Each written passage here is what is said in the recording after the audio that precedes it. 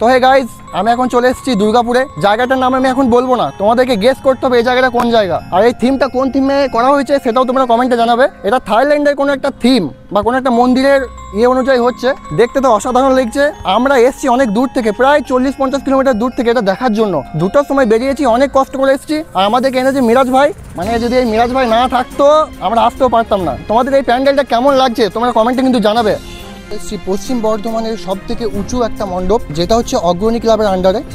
এটা থাইল্যান্ডের অরুণ মন্দিরের থিম অনুযায়ী করা হয়েছে। তো আমি এখানকার একটা বাচ্চা ছেলেকে ডেকে নেবো। ভাই, তোমার নাম কি?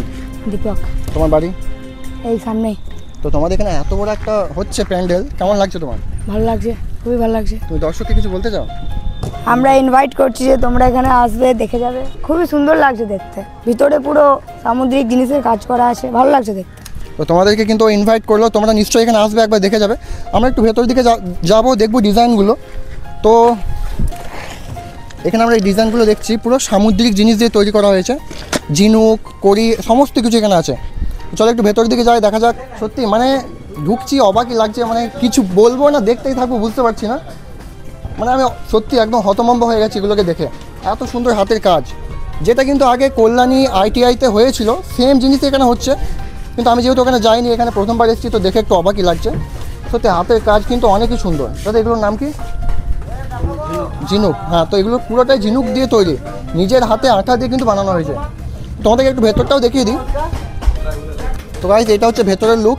এখনও অনেক কাজ বাকি, অনেক। তো জানি না এটা কত মাস ধরে হচ্ছে। এটা কত মাস ধরে হচ্ছে কাকা? কাজ কিতনা মহিনা हो रहा है? তো এখানে 2 মাস ধরে কাজ করে এতটা পর্যন্ত এখন হয়েছে, এখনও অনেক কাজ বাকি আছে। তো লাস্টে তোমাদেরকে একটা কথাই বলবো, যদি দুর্গাপুর এসে থাকো বেনাচিতিতে কিন্তু 100% আসবে। যদি না আসো অনেক কিছু মিস করবে। এটা কিন্তু #1-এই যাবে, 1 নাম্বার র্যাঙ্ক করবে এই প্যান্ডেলটা। আর শেষে আমি বলে দিচ্ছি এটা কোন জায়গায়। এটা হচ্ছে বেনাচিতি থেকে একটুখানি, হ্যাঁ, অগ্রণী ক্লাব, বেনাচিতি অগ্রণী ক্লাব।